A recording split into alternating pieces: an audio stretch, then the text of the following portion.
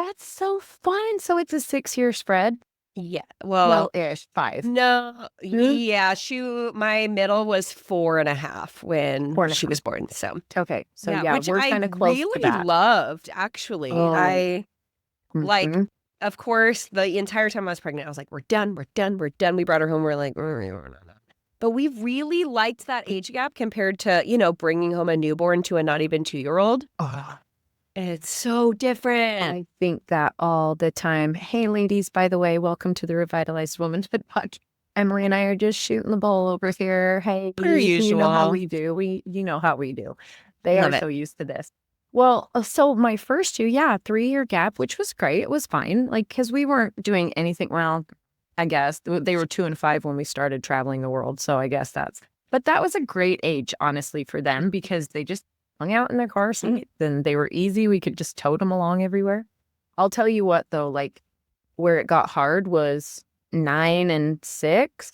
Was that the age? Or maybe like 11 and 8, where they started being really obnoxious to each other, Then it was just Yes. Oh my gosh. like right Yes. now, they're 13 and 10, and I could just pull my hair out every single day. I'm like, why do you guys even bother each other about all of this? Like, just leave each other alone. Just go to separate ends of the house, please. Just go to your own corners. Just leave each other alone. It'd be great. I would love it. I feel that so deeply. I'm like, why? Why are you on each other's very last nerve and continuing to be in the same space? Like, Yeah. our house is not a tiny home. Like, you can go to a different room. And they just look at me like, what do you mean? Yeah, this is the only TV in the house. I'm like, other than the other 5 in the house, go do something. Like now it's starting to be like 70 degrees down here because you're up north, right? I'm in Illinois. So, okay. Oh man, so you're a little chillier than us. cold. Yeah. Cold. So it's supposed to be like 70 here today. So I'm like, oh, Glorious. we are getting outside. Oh my gosh, yes. It was very randomly 64 degrees yesterday after all of January Gorgeous. was like in the teens. And I'm like, Here we go. go. You're just out there like half naked soaking it up. It's still cold, but you're still just like, I don't care. I'm not wearing snow pants on my walk. It's fine. My best friend in Minnesota, and one time she sent me, they still go outside. They You still have have to.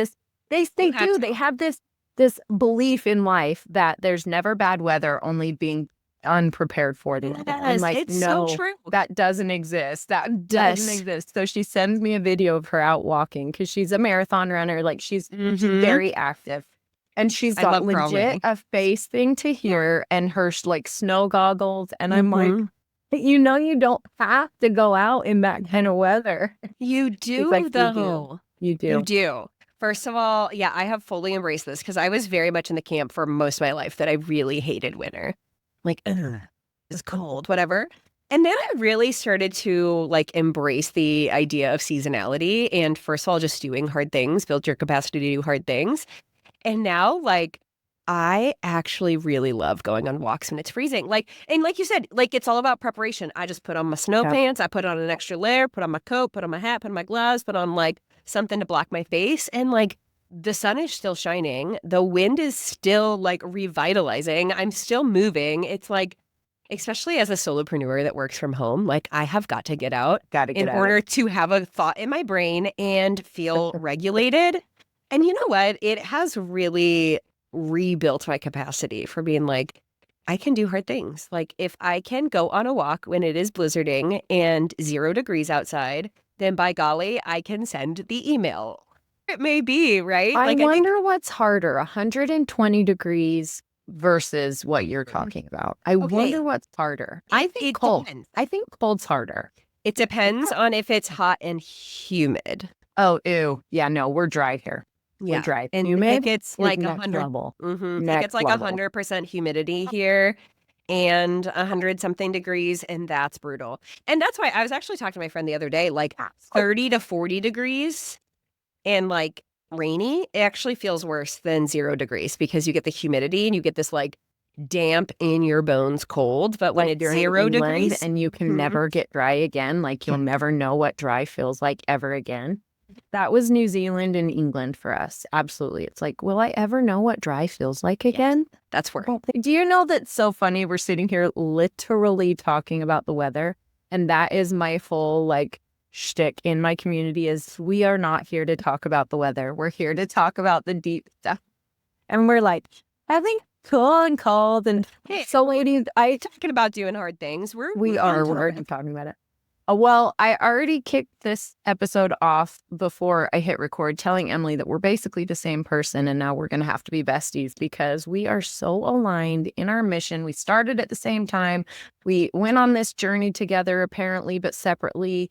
Like we were doing all the things. Emily, please introduce yourself to my audience so they now know who the doppelganger is for the podcasting of Revitalized Womanhood. My name is Emily Reuschel. I am the host of the Gather and Growth podcast and facilitator of retreats and masterminds, one-on-one coach, content creator. Like, do you run into the same thing when people ask you what you do and you're like, how long do you have? Because there's you know what's worse? Cute Go little listen to description. my episode today with my 13-year-old. It just came out.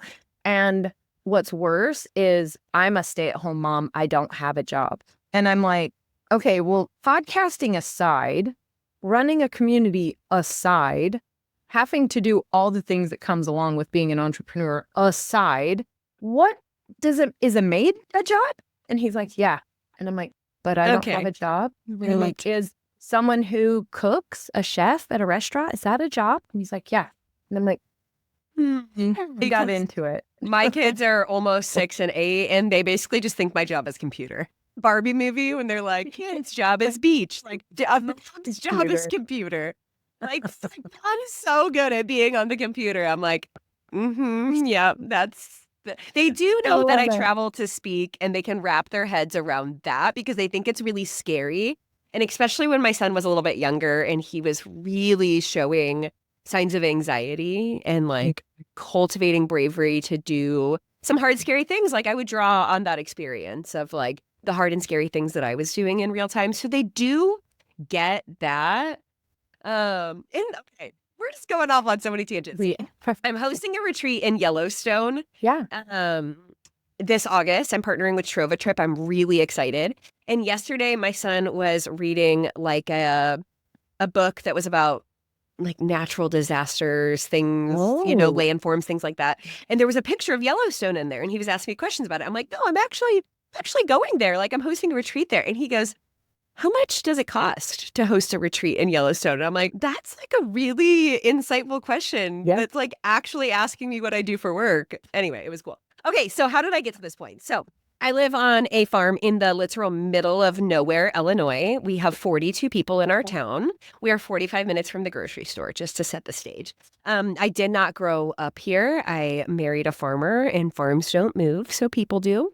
We grow about 1,500 acres of corn and soybeans. And so my story really begins in, moving back to my husband's hometown and just going through life in exactly the way that I felt like other people expected me to. And it wasn't even like a conscious choice that I was like, what does everyone else want, right? Like we're just so conditioned by the people in our life, by society, like whatever, to check all of the boxes, live happily ever after, amen. So go with it. Go with it.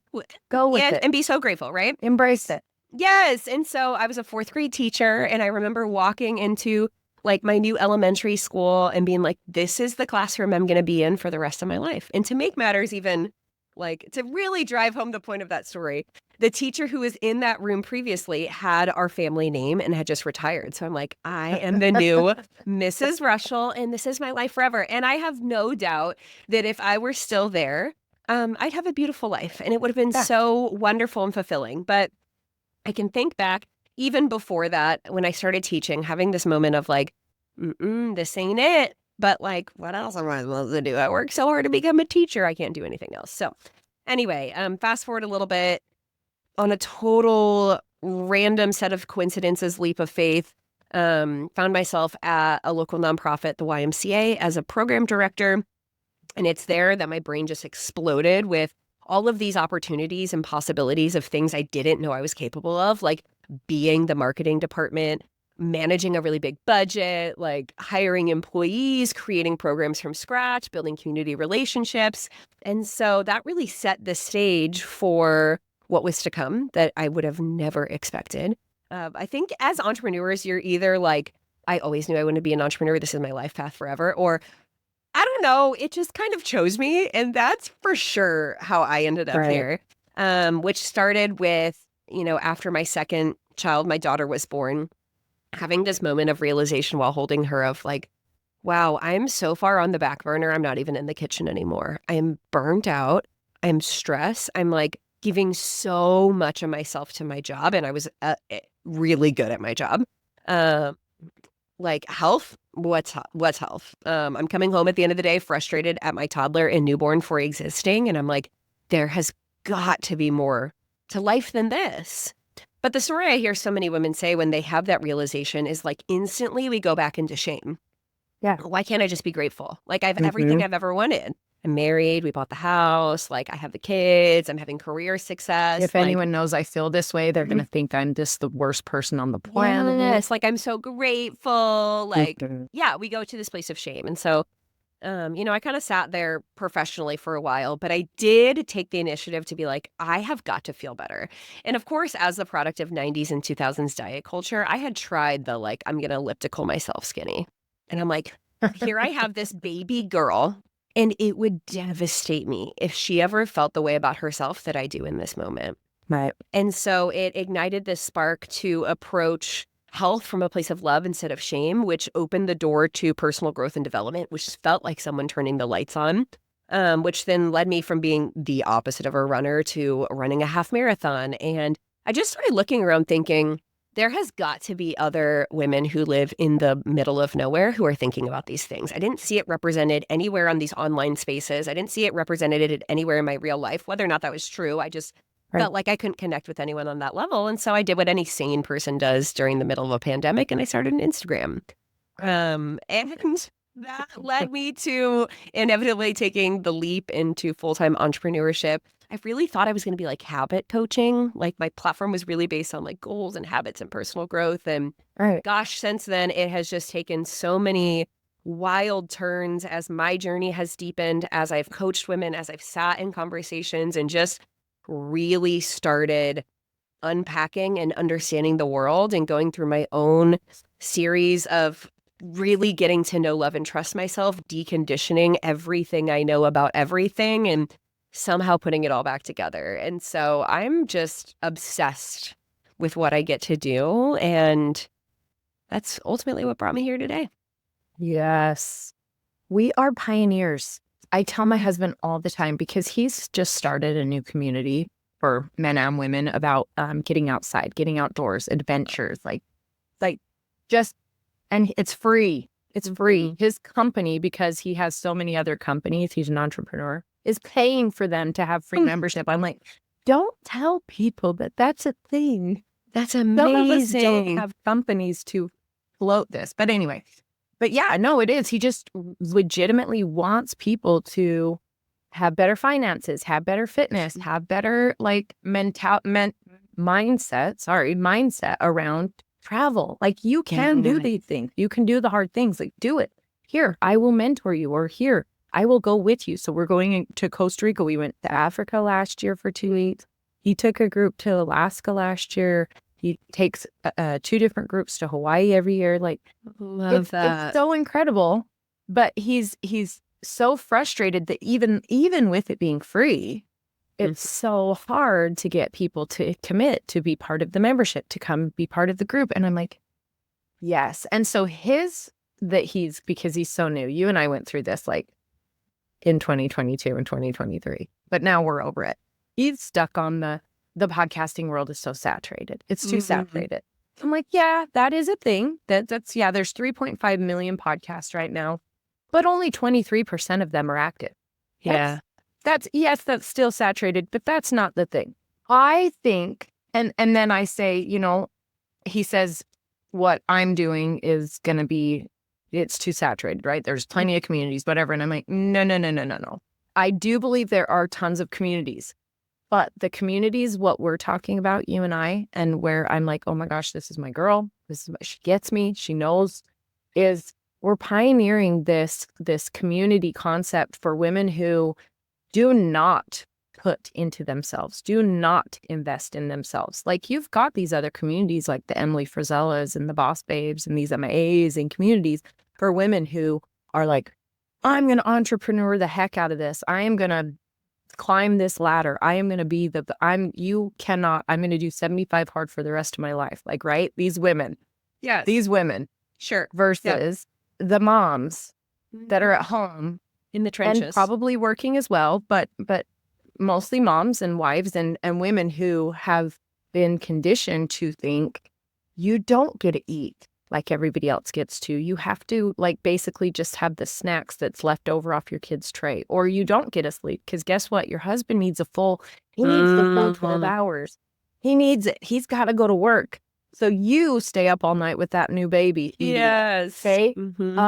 Your kids get to do whatever they want and treat you however they want, but you make sure they're in every sport known to man, and you are the chaperone of all of those things. Okay.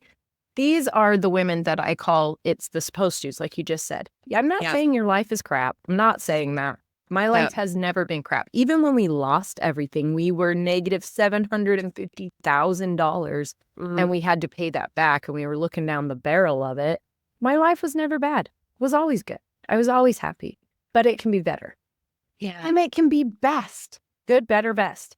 So when you start allowing for yourself to be this monthly topic in our community is selfishness, and you allow yourself to be selfish, you start coming over into the better. You start being, like you said, you started opening yourself up to self-help. You started opening yourself up to these concepts of, look at me, I'm good at marketing. Look at me, I'm good at talking to other human beings that don't have throw up and dribble coming down their face. Like, look at me, I'm actually good at, so I have God-given gifts in me that I can share with the world and actually have an impact. And you are fired up from it because you found your calling, you found your passion, your God-given gifts that were placed inside of you. You've tapped into those. So I think you and I think that's a big deal that we are pioneering this concept of, for these kind of women, family-centric, I call it, family-centric women, to be allowing themselves to be selfish. Yeah.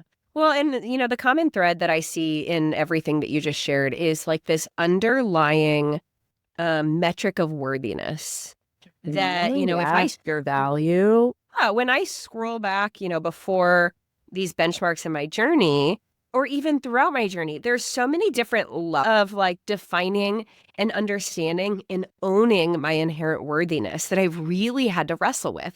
At the very beginning, it was like, I am allowed to go on a walk and leave my children in the house with their father, right? And like, of course I can do that. But at the time, it was like, oh my gosh, well, good moms don't do that. Good moms don't take time for themselves. Good mom, and like one of my friends, Kylie Epperson, talks about the should circle of all of the things that we should be doing, all these expectations that we're living into. What do good moms do? Supposed to's. Yeah. I love it. The supposed to's. Yes. Like, what does a good wife do? What does a good employee do? Like, whatever. Like, we're so good at checking this good girl checklist. And so anything that feels counter to that immediately makes us feel bad and unworthy and not enough. And so that's really, it's one thing to be like, oh, rationally, I know that going on a walk is good for you. But if I don't, at my core, believe that I deserve to take the time to do it, that's a huge barrier between whether I'm actually going to do that. Well, then you start stacking on the, like, how am I showing up online? Well, it's one thing to say, yeah, sure, just post. But like, if you are drowning in what other people are thinking about you doing it, of course, it feels viscerally terrifying to do it in the moment. But then again, we go back into the shame. And so, at whatever level you're at wherever place you are in the journey, I think one of the biggest things that we can address is our relationship to worthiness and how we are defining enough. Amen. And it's a constant, you have to be consistent with it. You have to it's a constant battle. It is, because it has been so deeply programmed in us, so deeply that even those of us that seem on the surface to have it figured out don't. Like, it happens. So when I told you, I went into my husband and I said, blah, blah, blah, I found this girl. She's like everything like me. And he's like, that's so cool. You should totally team up and do a retreat together. I'm like, she's doing this retreat in Yellowstone. He's like, you guys should team up and do a retreat down here in Southern Utah or at our cabin or whatever. And I'm like, I can't do that. And he's like, why not? And I'm like, I don't have the ability to have the permissions to do that like a man, like he does. Because then he starts talking about, look at this, who I talked to about this, and I'm meeting up with so-and-so, and now I'm going to Sornex, and now I'm blah, blah, blah. And I'm like, and did you ever think once about the fact that you're leaving a newly C-sectioned wife and newborn and 3 other kids? Did you ever even think about that? No, didn't even cross his mind. He went and had a manly man experience at X post, whatever, Viking experience. And I was out of the hospital like 3 days, right? And I'm like, go ahead, babe. Yeah, that's a great idea. Go ahead. Right? So when he's saying, yeah, you should have, like, you guys need to team up. And I'm like, that's the crap that I can't just pop out and be like, oh, I'm doing it, babe. Peace. Guess what? I'm planning this. He's going to say, well, you can't do that because I'm doing it. I said verbatim, the words out of your mouth will be, what about me? How is that going to affect me? And he's like, yeah, you're right. That is something, but it's a constant. It's a constant. I have to be very mindful about being like, no, I deserve this. I'm going to do it. However, we do still have the things that come to play. Like, I got to figure out childcare. I've got to figure out, all the things. And so I think the path of least resistance is I'm just not going to do the things because it's just easier to just not find childcare. Easier to just do it yourself. It's easier to, fall on that sword. Yeah. Well, and that's been like such a growth place for me. Like even this past weekend, I was traveling for work, and I don't travel a ton, maybe once a month, maybe a little bit more, maybe a little less, just depends. And so many people were like, oh, who's watching your kids? And I'm like, the other 50% of the people who made them, like their father, and they're like, oh, daddy daycare. And I'm like, no, functioning household with their father. Like, and I think about even women who have come to my retreats that are like, oh, I pre-cooked every meal that they're going to need, so all they have to do is heat it up, and I'm like, nice to be pulled free meal. I don't care. Get some Oreos out of the freezer, whatever. Like, here's when my flight leaves. Here's when I'm coming back. Good luck. Don't forget that wrestling's on Friday night or whatever. Like, and it's taken me years to get to this point, right? But like, I genuinely do not stress out about that anymore. And I for sure would have. Right. So how do we help them? What is your favorite? Because there is a place in this where an Enneagram 3, you and I, we sit with someone and try to hold space with them. And after so many times of hearing the victim mentality and the excuses, there's only so much you can do. Yeah. So how do you get past that? How do you climb that fence? I really have to know, and this is true in so many different circumstances. You cannot make anyone understand something. Right. Like the number of times women are like, oh, how do I get my husband to X, Y, and Z? I'm like, well, you actually can't get anyone to understand, see, or do anything. In the topic of, in having these conversations with your spouse or reconsidering the division of labor or whatnot, I've heard a lot of people love the tool Fair Play. It's a book and card deck where all household kid-related work responsibilities are represented on note cards. And there's some that are like pre-written, and then there's tons you fill out yourself. And like you and your spouse actually sit down and like stack the cards and see the discrepancies and then figure out how to redistribute that. So that can be a really powerful tool in that regard. As far as, in having a conversation with someone who has that kind of mental block, I think that there's only so much you can say 20 different ways before it's not your responsibility anymore. And just like knowing that everyone is on their own journey and you never know what you say that creates a little spark. I think about even my own journey. Like there were things that I for sure heard at one point in time that did not click until 3 years later because I had to sort through it all, right? And for me, just even on the topic of being an Enneagram 3, I actually had to go to therapy to understand why, like where my addiction to approval and achievement came from, and like totally untangle and rewire that to even let go of so many of the things that I was always thinking about or that I was living in anxiety about. And since then I've done a lot of different types of like nervous system regulation healing, somatic breathwork type healing, like really releasing in my body type things. But we live in a society that loves a quick fix. Well, like, let me just have this one conversation. Let me listen to this podcast episode. Let me read this book. Let me, listen to this webinar, and then I'm fixed. Without implementing any of it, Mike. Not only just listening, I'm not doing a thing about it.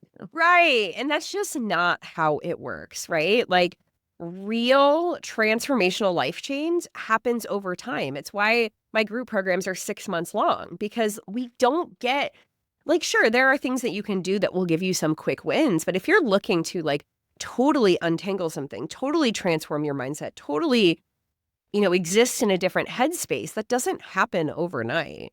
And so, whether you're looking to make changes in your health or in your marriage or in your work or in your mindset or whatever it may be, like committing to this isn't a quick fix kind of thing if you want it to be sustainable. And also, going back to what we were talking about earlier, like I had to actually understand that I was worthy and enough and not a problem to be fixed. And not to say that I've like halted all growth, because like, oh, I've reached the cap of my potential, right? Like I am in the pursuit of growth and goals and alignment and reevaluation. And it is also true that I am doing just great and I am worthy and enough right now, outside of my relationships, outside of my external circumstances, outside of what piece of content I'm creating for the internet, outside of what other impact I have on everyone else. And like being able to recognize and embrace the duality in life is a game changer. Like, have you ever gone to a funeral and like you can't stop laughing and you're like, this is so inappropriate, right? But like as humans, we have the ability to hold space for multiple things to be true at once. You can be, two things can be true at the same time. yes, you can be going through the hardest period of time in your life and also find joy every day. And still right? be grateful. Right. Yeah. Like both things can be true. So like you can be worthy and enough and also in pursuit of like whatever it is that you want to grow in. Yeah. Amen. I feel like I just talked in a few different circles. So where do you want to go with that? I know. I hate it when that feels like that, but no, you didn't. It felt very flow, very go Thanks. with it. No. Well, that makes me think of when my husband, he used to say, like in his entrepreneurial, being in growth mindset, whatever, read this book. And I was like, no. I'm going to read this book over here because it's fantasy. And I look back on that now and I'm like, what part of my life was I trying to escape? Because those books are great, but that is exactly what those books are. It's an escape. It's a way to, just like scrolling on Instagram, just like watching shows on TV, just like drinking. These are ways to escape your present reality. So when you read these self-help books, it is not. It is in your face, showing you what is going on or making you connect with what's bothering you or how you can fix something or whatever. So I love that you said listening to something, a one-off, even listening to it daily, even listening to words daily, even reading these books, even just being in this space isn't going to do anything if you're not mindfully taking action. You have to implement the information. So you get off that podcast. What did they just tell you talk about? Okay, now go put it into your life. Like obviously Joe Rogan's not going to talk about anything that I literally can put in my life, that I can figure out a way to do it. Like Gina can implement Ed Milet saying use a calendar. I can do that as a mom, as a busy mom. I can be a CEO. Like you have to figure out ways how to pull the information that you need in that moment. But anyway, back to my husband, he used to try to get me to read these. And I was like, no. And until I hit the point, the moment that it was like the breaking point for me, laying on the floor after my first C-section going, who am I? Yeah. Right? Like, what's my purpose? Is my purpose in life really just mom and wife? Right? It was that moment that was the precipice of me jumping off into this whole new world of exploration. Yeah. right? So And my it's just story is actually opposite. lights me up. I built my whole platform on personal growth books and personal development and whatnot. And so I get into therapy and we're like talking about all of these like regulation tools and blah, blah, blah, whatever. And she's like, oh, what do you do in your free time for fun? And I'm like, gold star for me. I love to read and listen to podcasts. And she's like, that's great. What kind of books and podcasts do you listen to? And I'm like, oh my gosh, I am winning here. Like personal growth and development is my favorite. Here's all my favorite authors. Here's my favorite books. Here's what I've taken out of them. Here's the podcast I listen to. And she's like, Emily, I hate to break it to you. I appreciate that you enjoy that, but that's not actually doing you any favors. You're working all of the time and you are constantly trying to solve a problem that doesn't need to be solved. You are actually dissociating from your life by trying to fix it. She was like, I think that you should try reading fiction. And I was like, what? No, that feels like a waste of time. I need to optimize my life and be productive and do all the things. And she's like, no, you don't. And so I literally got on my Instagram stories and was like, fiction, what do we read? And my college roommate called me and she said, hey, so I don't know if you've heard about the series A Court of Thorns and Roses.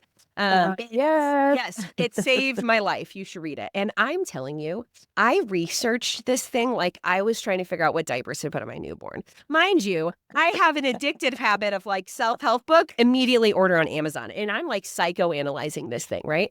And I'm at Walmart, I see it, I pick it up and I am reading it and like just in my mind having a complex of like, oh my gosh, this is such a waste of time. Like this is freaking weird. I'm reading about these fairies and now they're doing it. Like what's happening here, right?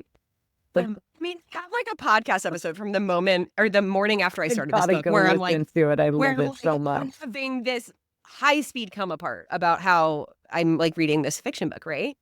And long story short, that book and that series has ignited a just love and passion for romanticy. And in a time where I thought, oh gosh, that's such a waste of time. Now I'm like, this is my time.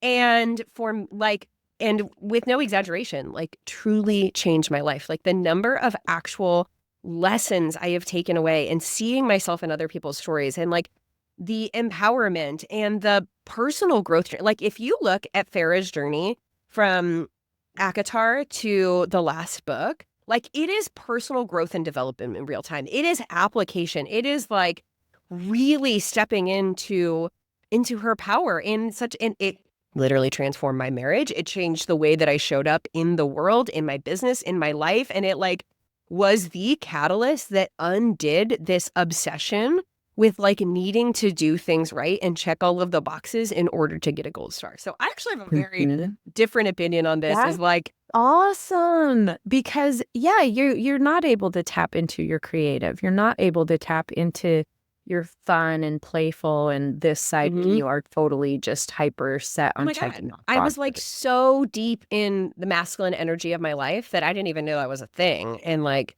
it was the catalyst that like completely changed the trajectory of my life and business. Series that'll just change your marriage forever. It's a good one. It's hot and steamy, and it's a good one. But yeah, it is. It's just like, so on the one hand, it's all about balance, right? Finding the balance, even though there's no literal like perfect scale of balance. It's a give and take. It's always a give and take, but it is all about balance. And when you do fall into not allowing yourself to create and not allowing yourself to tap into those gifts, like I talked about earlier, that you're born with. You're born with these gifts. You're born with this gift of, I can already tell you're born with these gifts that are just like oozing out of you for friendship and helping people feel loved and seen and right, and being able to pull that from them, that funness out of them just by talking and being energetic and happy about it, right?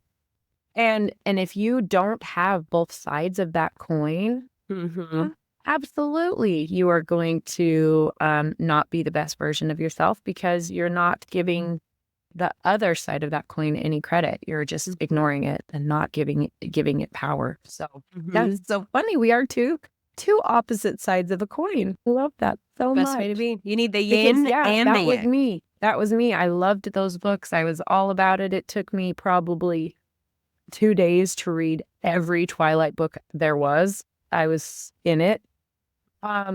And then, but then as soon as this happened and I started down this journey as like, oh, it's lit me up in another way, giving me power in a sense of like permission to do these other things, right? And you know what personal development books kind of look like for me now is like, or if I'm reading nonfiction, it's like really exploring subject matter that I'm interested in versus like, here's like the 10 ways to optimize your Oh my life God. written by like a dude whose wife does everything for him, right? It's Uh-huh. like, I'm even just looking like what's on my desk. Like I have the Divine Feminine, all about like emotional healing, like remember your roots, awaken your ancestral power. Like it's literally just stuff I'm like, I heard someone talk about it and I'm like, ooh, that's really interesting. I'm super curious. Like this one's when the problematic people in your lives are the ones that we love. Do you still talk to grandma by Britt Barron? It's like all about having political differences with our family. Like, so personal growth for me in this season is really looking about like, what am I curious about and how can I follow those breadcrumbs in order to enhance my understanding of the world, enhance my understanding of self, enhance the impact I'm able to make? Like when we read interdisciplinary texts, it helps our brain like put together new ideas and connect dots. And so, sure, like I just read the new Rachel Hollis book. Like I love stuff like that. But in this season of life, it's like, what sounds interesting and weird? And let me learn about it. And I'm going to take from it whatever makes sense. And maybe I don't resonate with all of it, but like, I just want to know things at this point. Do you know what that says to me? Is that you're comfortable and confident in who you are. Oh, yeah. You know what I mean? You've gone past the, what is anybody going to expect of me into the, I don't care what anybody expects of me. I'm doing this for me. Right? Yeah. And that's the point that I want to get these women to. That is the goal. That's the goal. Yeah. Last year, I'm sorry. No, you're totally good. I'm just saying the same thing over and over again. That's the goal. Yeah. Last year was a really big coming home journey for me of like, why am I doing the things that I'm doing? Whose expectations am I living into? Like, in what ways is, the fear of what someone thinks holding me back in big ways in my life and in my business? And like, what do I really love? Like, that is such a hard question for so many moms to answer. It's like, what brings you joy? Who are you at your core? Outside of your parents or your job or your spouse or your kids, like what lights you up? Like what colors do you like? Like, oh, so many of them don't even know because they haven't tapped into it since they were 12. Yes, but we've been told like a good mom is selfless. Like the most. You love going to all the soccer games and being told you love that. It lights you up. No. But like, how many obituaries or things have you read where it's like, oh, she was so selfless. She gave everything to everyone else. She was such a good woman. Like, no, take up space. And that doesn't mean to not be in consideration of other people, but like this is what one thing that can exist, selfishness. I just said this. Selfishness can exist while not neglecting other people. The two things can coexist. Like I'm a 1000% better mom for my kids when I am doing things that light my soul on fire. I'm not lashing out at them. I'm not getting frustrated nearly as much. Right? Like I am a whole person and I am their mom. And they know, like the other day, oh, what were we talking about? I don't know. I don't know how we got on this topic, but we asked our kids, like, what does mommy like to do? What does daddy like to do? And of course they said, they know like snuggling in bed is my favorite thing to do with them. But they were also like reading books. They don't know anything about what books I'm reading, but they knew that was my favorite things. Taking a bath, going outside on a walk. Like they could each list 5 or 10 things that I actually love. It's like if your kids, first of all, can't answer the question or only say things that involve them, that's probably a place where like you have some education to do. Like, when I leave for a walk, my kids are like, okay, bye. Like they don't even second guess anymore because I'm like, this helps me feel like I have a brain in my head. And like, it feels really good when I go outside and whatever. And like, they could do the same thing for my husband, which I'm so proud of that. Like, they know that we are whole people outside of them. And also they are a priority. Both things are true. Yes. Oh my gosh, I love that. I'm gonna put that. That's our challenge. That's going into my weekly call on Wednesday. Love that. Love it. Okay. How do we get back? So tell me about this retreat you're throwing in Yellowstone. Gosh, I would love to. I have one spot left, but maybe it's for some Ooh. windless. It's so interesting how this Might all be came for together. me. I'm like, when are we leaving the country? Yeah. Oh my gosh, seriously. I will send you the link right after we finish recording. It's so amazing how it all came together, as the best things always do. So I was doing some strategic planning with some of my business friends, and I had gone through all the other programs I'm going to make this year. And I'm like, I just want to go to the mountains and sit around a fire, and I want to bring women with me. Like, I am just really seeing this disconnection we have from each other, and ultimately, like, from the way we were designed to exist. Nature. You said your husband is like his whole business. Get everybody out. Yes. Like, we are not meant to exist in these little concrete boxes where we stare at small screen, medium screen, and big screen and like have this like false sense of connectedness through the internet. Now, I'm not saying the internet's a bad thing, right? It is how I run my business. We love I it. built For what so it is. many beautiful relationships, right? But like, there is actual magic that happens when you are out in nature, touching grass, standing on a mountain, sitting around a campfire, especially women. Like, if you think of any early civilization, women were gathered together around the fire in community. And so, yes. And so that's literally where this came from. It's going to be 5 days of hiking and camping and campfire sitting. And of course, all sorts of like personal growth, self-discovery stuff along the way. I'm calling it Align because I'm like, let go of the noise and distraction of your day-to-day life and really come home to who you truly are. Like, awaken your wild. Let's go. And so, yeah, I have one spot left. Oh And my I'm pumped. And yeah, I love it. feel like it's in just August, you said? August. Yep, August teen something. But I feel like it's just the beginning of what's to come. But it just feels like a really fun, super aligned the 14th through the 18th. So What I love about that is growth can't happen in your bubble. It can't. Yeah. Stagnancy happens in your bubble where you feel all ooey and gooey and, you know, you're not moving. It makes me think of when your muscles atrophy, right? Because you're just staying in the same place. Yeah. So when you get out of that ooey gooey little bubble of yours and you do something scary, it was so funny. One of the things that I asked my ladies, and I said, what's the last thing that you felt proud of yourself for? Good question. 2 people, and I even felt this. I was like, but 2 people said, it sounds so silly, mowing the lawn for themselves, mowing the lawn. And I'm like, yes, I get that. You were empowered to do it because that wasn't a normal thing that you do. That's a normal husband thing to do. And you needed it done. So you were like, by dang, I'm going to do it. I'm going to figure it out. And you empowered yourself. So it doesn't matter the thing. You're focusing too much on the mowing the lawn should be a small thing, but it's something that you did outside of your normal anything. So with these retreats and with my retreats and getting away from your routine and what you usually do and the stagnancy that does come, even though you can be doing other things as well, there's still that complacency in your routines that humans just love.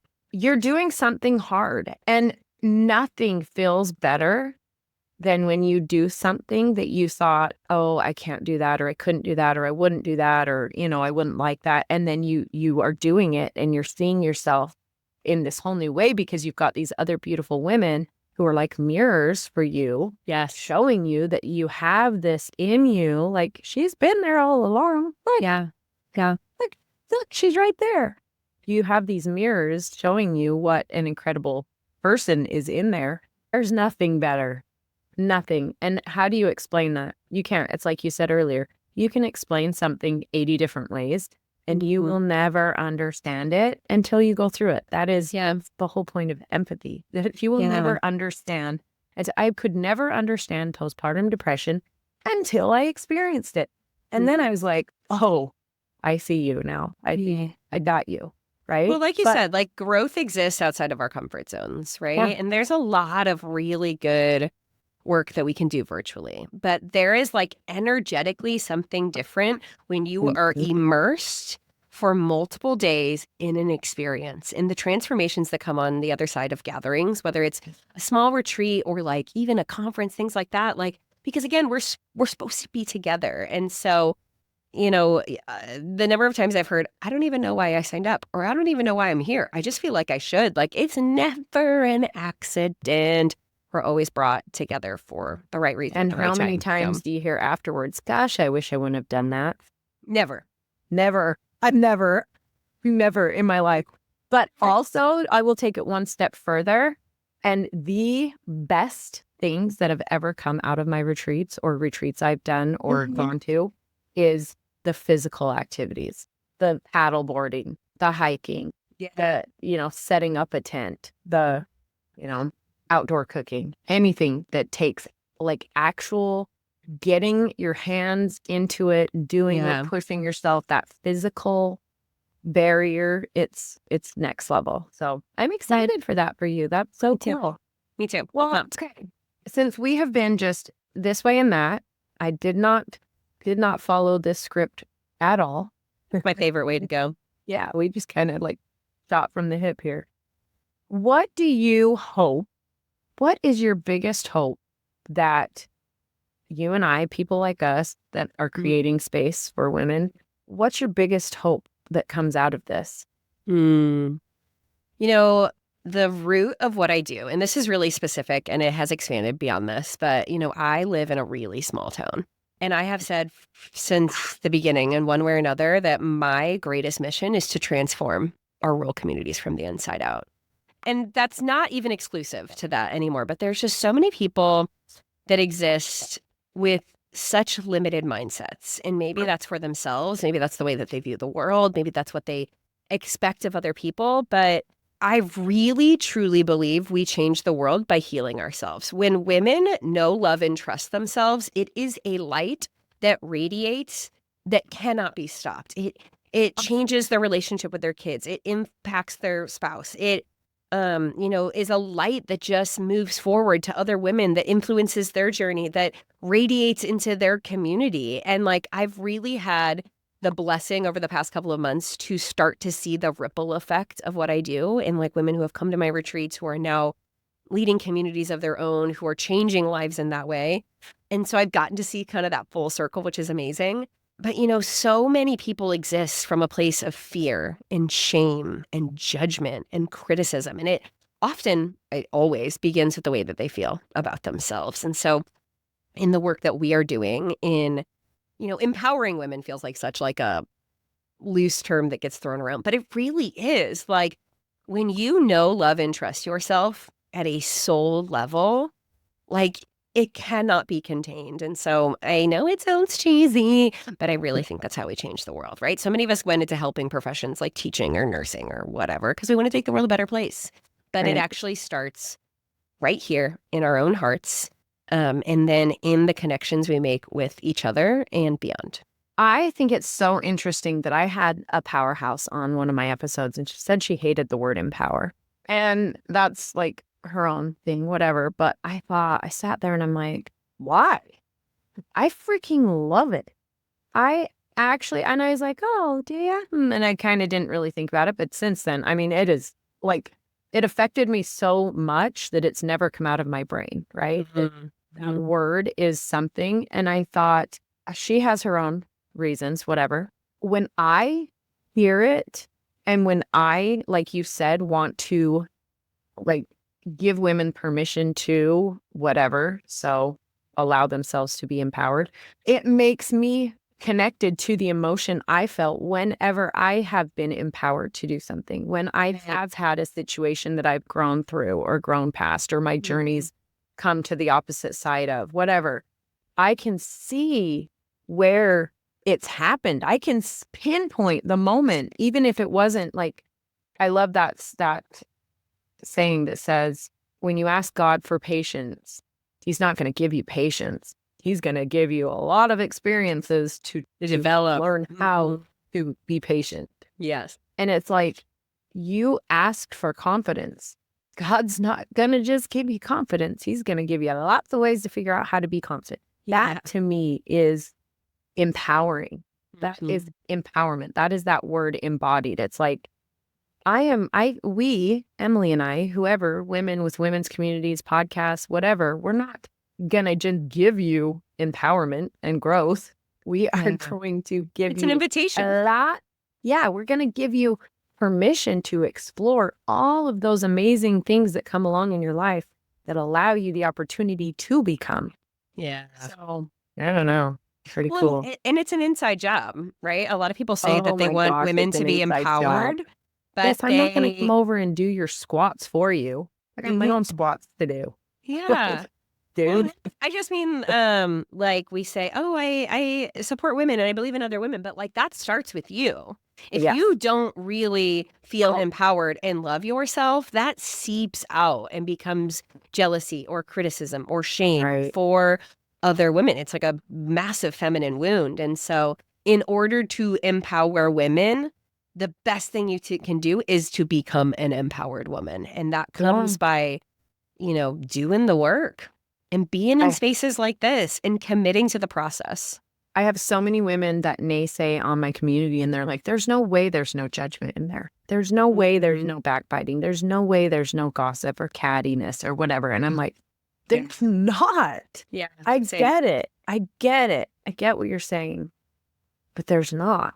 Because when you create a space that doesn't need that, I mean, it doesn't, it doesn't cultivate that. It doesn't exist. It just doesn't. So, lady, you're cool. Hey, I'm so sorry we had such a morning.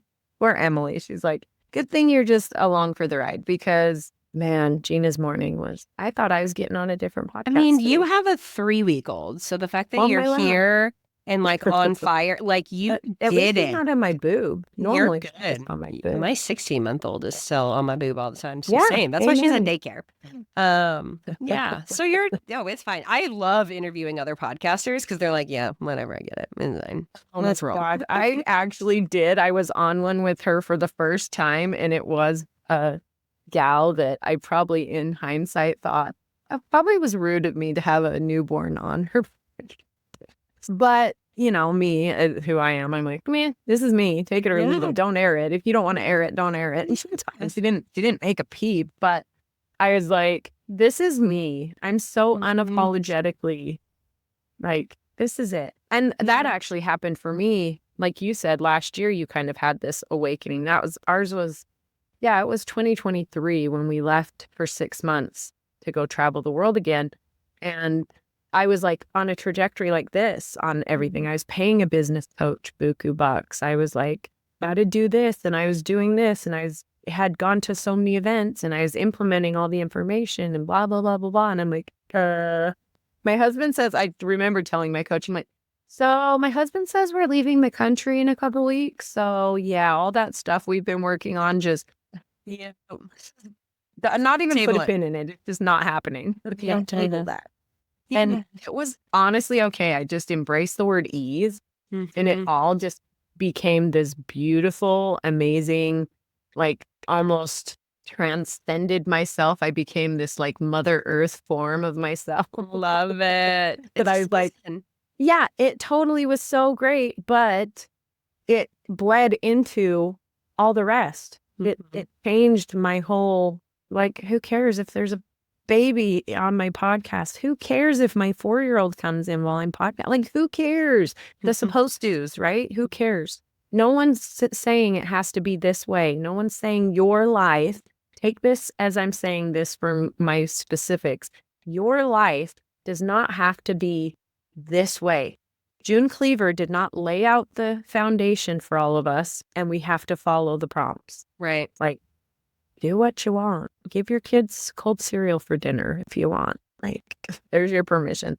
Yeah. Well, and that's just, I mean, our community operates the same way. Like, we are all doing many things. We're showing up for our kids. We're building our businesses. We're, multi-passionate and multifaceted. And like, there's no BS here. Like, your kid's sick. Great. Like they're right there next to you. Baby on your lap. Awesome. Like, we show up in the full spectrum of what it means to be us. And I love that. Okay. Where can everybody come to find you? Beautiful. Okay, well, if And don't end up in Revitalized Womanhood thinking you're with Emily, because I know it's going to be hard to tell the difference. Whatever. Emily's going to go listen to my stuff and be like, that was so offensive that she said that. If you're a podcast listener, I'm going to share Gather in Growth is the name of my podcast first. We talk about basically everything I talked about today and so much more. Personal growth, development, healing, mental health, business, all of the above. I'm most active on Instagram at Emily Reuschel, EmilYReuschel. Of course, Facebook is just a kickover from Instagram. And my website's currently under construction. So maybe when you're listening to this episode, it will look all repolished and rebranded. But right now it looks like it did when I made it 3 years ago, which is fine. It's pretty. It's only half relevant, as you go through evolutions in your life and business, which is why websites are low-key the worst. But that's okay. I'm paying someone really talented to make it feel more like me in this season. So long story short, podcast, Instagram, would love to hear from you and see you there. Amazing. Thank you, woman. Appreciate you. Thank you.